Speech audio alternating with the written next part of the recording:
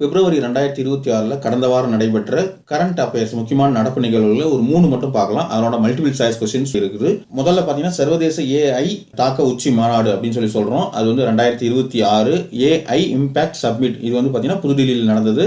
Human centric AI அப்படின்ற அந்த மனிதரை மையப்படுத்திய செயற்கை நுண்ணறிவு அப்படின்றத அதை வந்து பார்த்தீங்கன்னா நம்ம பிரதமர் நரேந்திர மோடி அவர்கள் முன் வச்சிருக்கிறாரு. இந்த மாநாட்டில் பார்த்தீங்கன்னா உலகின் முன்னணி தொழில்நுட்ப தலைவர்கள் பங்கேற்றிருக்காங்க. உதாரணத்துக்கு கூகுள் சிஇஓ சுந்தர் பிச்சை, அப்புறம் ஓப்பன் ஏஐ நிறுவனத்தினுடைய சிஇஓ சாம் அல்ட்மேன், இவங்கெல்லாம் இந்த செயற்கை நுண்ணறிவு நிகழ்ச்சியில் பங்கேற்று இருக்காங்க. ரெண்டாவது பார்த்தீங்க அப்படின்னா பிப்ரவரி 21 சர்வதேச தாய்மொழி நாள். ஸோ இந்த சர்வதேச தாய்மொழி தினத்தை முன்னிட்டு பார்த்தீங்கன்னா தமிழ் மற்றும் குஜராத்தி மொழியில் இந்திய அரசியலமைப்பினுடைய பதிப்புகளை வெளியிட்டிருக்காங்க. யார் அப்படின்னா துணை குடியரசுத் தலைவர். இதனுடைய முக்கிய நோக்கம் என்ன அப்படின்னா அரசியல் அமைப்பு விழிப்புணர்வை ஏற்படுத்துறது தான், ஜனநாயக பங்கேற்பை அதிகப்படுத்துறது. இதில் இந்த நிகழ்ச்சியில் ஒரு நாட்டினுடைய கலாச்சாரம் மக்களின் இதயத்திலும் ஆன்மாவிலும் உள்ளது அப்படின்ற இந்த புகழ்பெற்ற மகாத்மா காந்திஜியினுடைய மேற்கோளை துணை குடியரசுத் தலைவர் சுட்டி காட்டியிருக்கிறாங்க. மூன்றாவது பார்த்தீங்கன்னா புக்கு வெளியீடு. Atal Bihari Vajpayee the eternal statement அப்படின்ற அந்த புத்தகத்தை துணை குடியரசுத் தலைவர் சிபி ராதாகிருஷ்ணன் அவர்கள் வெளியிட்டிருக்காங்க. இந்த புத்தகத்தினுடைய ஆசிரியர் யாருன்னு பார்த்தீங்கன்னா விஜய் கோயல். பாரத ரத்னா அடல் பிகாரி வாஜ்பாய் அவர்கள் முன்னாள் பிரதமர். ஸோ நமக்கு முக்கியமானது என்ன அப்படின்னா ஏஐ சப்மிட் புதுடெல்லியில் நடந்தது. தாய்மொழி தினம் பார்த்தீங்கன்னா பிப்ரவரி 21. இந்த கான்ஸ்டிடியூஷன் பதிப்பு அப்படி பார்த்தீங்கன்னா தமிழ் குஜராத்தி அந்த பதிப்பு வெளியிட்டிருக்காங்க. அப்புறம் வாஜ்பாய் அவருடைய புத்தகம் என்ன அப்படின்றது, அது புத்தகத்தை எழுதுனது யாரு, வெளியிட்டது யாரு, இதெல்லாம் எம்சிக்யூ இருக்குது. உங்களுக்கு ஆன்சர் தெரியுதான்னு பாருங்கள். ஆன்சர் உங்களுக்கு கீழே கமெண்டில் பின் பண்ணி வச்சுருக்கேன். தேவைப்படுறவங்க பார்த்துக்கோங்க. ஃபஸ்ட்டு ஆன்சர் என்னன்றதை நீங்கள் முடிவு பண்ணிவிட்டு அது சரியா தப்பா அப்படின்றதுக்கு மட்டும் கீழே கமெண்ட் பாக்ஸில் பாருங்கள். ஏன்னா உங்களுக்கு ஆன்சர் தெரியணுன்றதுக்காக தான் அந்த மாதிரி கொடுத்துருக்குறோம். ஒன்று, சர்வதேச ஏஐ தாக்க உச்சி மாநாடு எங்கு நடைபெற்றது? ஏ மும்பை, பி சென்னை, சி புதுடெல்லி, டி பெங்களூரு. 2, மனிதரை மையப்படுத்திய ஏஐ தொலைநோக்கு பார்வையை முன்வைத்தவர்? ஏ சுந்தர் பிச்சை, பி நரேந்திர மோடி, சி சாம் அல்ட்மேன், டி அஸ்வினி வைஷ்ணவ். 3, மாநாட்டில் இந்த ஏஐ மாநாட்டில் பங்கேற்ற முன்னணி தொழில்நுட்ப நிறுவன தலைவர்கள் ஒருவர் யார்? A Elon Musk, B Sundar Pichai, C Mark Zuckerberg, D Tim Cook. So யாரெல்லாம் இந்த மாநாட்டில் பங்கேற்று இருந்தாங்க அப்படின்றது தெரிஞ்சுக்கணுன்றதுக்காக தான் இந்த மாதிரி கேள்வி கேட்குறது. நீங்கள் ஐஏஎஸ், ஐபிஎஸ், டிஎன்பிசி இந்த மெயினில் ஜிகே எழுதுறதுல அதெல்லாம் உங்களுக்கு ரொம்ப யூஸ்ஃபுல்லாக இருக்கும். அதுக்காக தான் இந்த மாதிரி கொஸ்டின்லாம் நம்ம கொடுக்கறது. 4, ஓப்பன் ஏஐ நிறுவனத்தின் தலைமை செயல் அதிகாரி அதாவது சிஇஓ யார்? A Sam Altman, B Brad Smith, C Satya Nadella, D Larry Page. 5, இந்த ஏஐ மாநாட்டில் ஏற்கப்பட்ட பிரகடனத்தின் பெயர் என்ன? ஏ டெல்லி ஒப்பந்தம், பி இந்தியா பிரகடனம், சி புதுடெல்லி பிரகடனம், டி உலக ஏஐ ஒப்பந்தம்.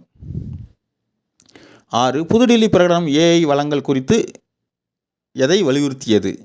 ஏ தனியார்மயமாக்கல், பி ஜனநாயகமாக்கல், சி கட்டுப்படுத்தல், டி ஏற்றுமதி.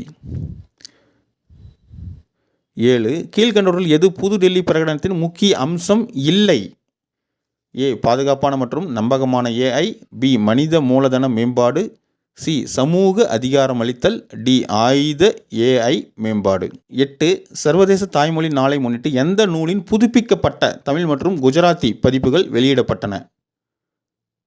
ஏ இந்திய தண்டனை சட்டம், பி இந்திய அரசியலமைப்பு சட்டம், சி தேசிய கல்விக் கொள்கை, டி பொருளாதார ஆய்வு. 9, சர்வதேச தாய்மொழி நாள் எப்போது கடைபிடிக்கப்படுகிறது? ஏ ஜனவரி 26, பி பிப்ரவரி 21, சி மார்ச் 8, டி ஆகஸ்ட் 15. 10, லீகல் க்ளோசரி அதாவது இங்கிலீஷ் ஹிந்தி எந்த பதிப்பு வெளியிடப்பட்டுள்ளது தற்போது?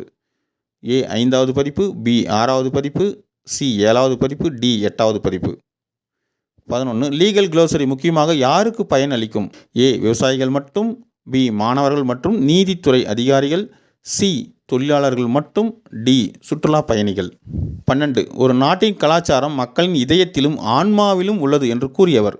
ஏ Rabindranath Tagore, B Mahatma Gandhi, C Subramania Bharati, D Sarat Chandra Bose.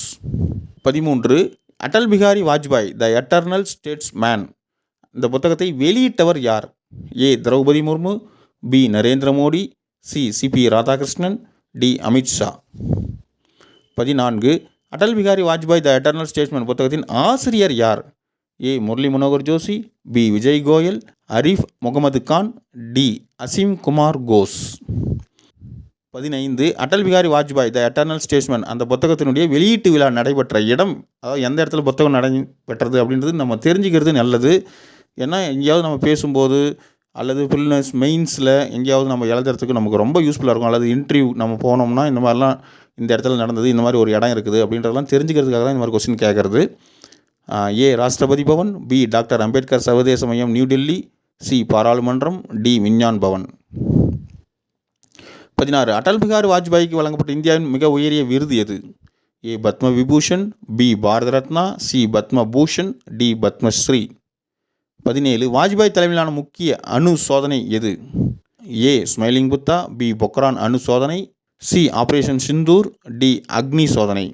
இது எல்லாத்துக்குமே ஆன்சர் கீழே கமெண்டில் பின் பண்ணி வச்சுருக்கேன், தேவைப்படுறவங்க பார்த்துக்கோங்க. இந்த மாதிரி கரண்ட் அஃபேர்ஸ் வீடியோவுக்கு நம்ம எஸ்ஆர்டி ஸ்டடி சர்க்கிள் குரூப் இந்த சேனல் சப்ஸ்கிரைப் பண்ணி வச்சுக்கோங்க. Study smart, score high, success is yours. அரசியல் பெறுவதை நம்ம லட்சியம், அதை அடைந்து தருவோம். நன்றி.